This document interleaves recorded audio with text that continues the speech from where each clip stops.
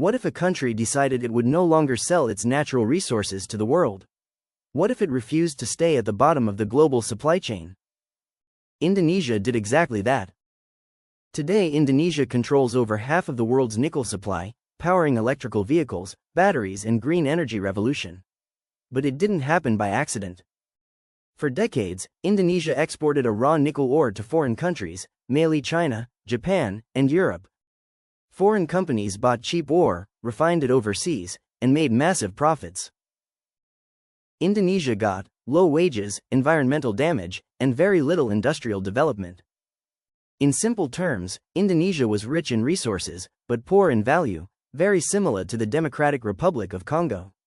By 2010, the government realized something had to change. In 2014, Indonesia made a bold and controversial decision. They banned the export of raw nickel ore. This shocked global markets. Foreign companies were furious. The European Union later sued Indonesia at the World Trade Organization. But Indonesia stood firm. The logic was simple. If nickel is leaving this country, it must create jobs, factories, and technology here first. Instead of exporting dirt, Indonesia wanted to export value.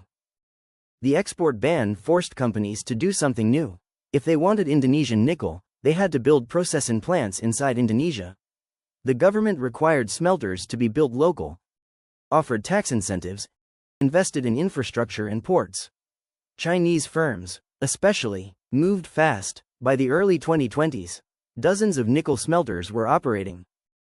Indonesia created industrial parks dedicated to nickel operations. Tens of thousands of jobs were created.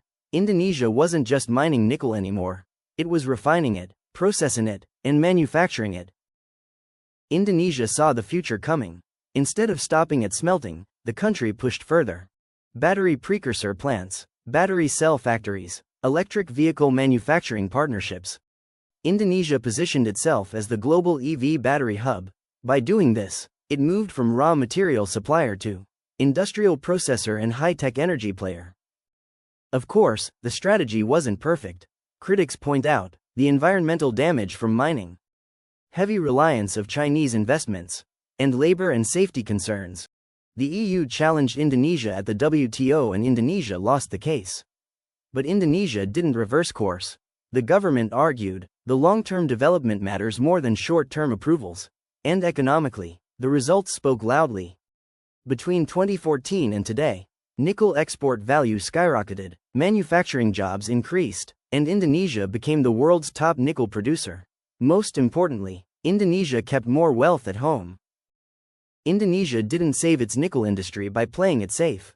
It saved it by saying no to raw exports, forcing industrialization, and betting on the future. It's a lesson many resource-rich countries are still struggling to learn. The question now is, who will follow Indonesia's path? And who will stay stuck, exporting dirt? And that is the end of the video. If you like this video, please like, share, and subscribe, and don't forget to ring the bell notification to stay up to date when we release new content.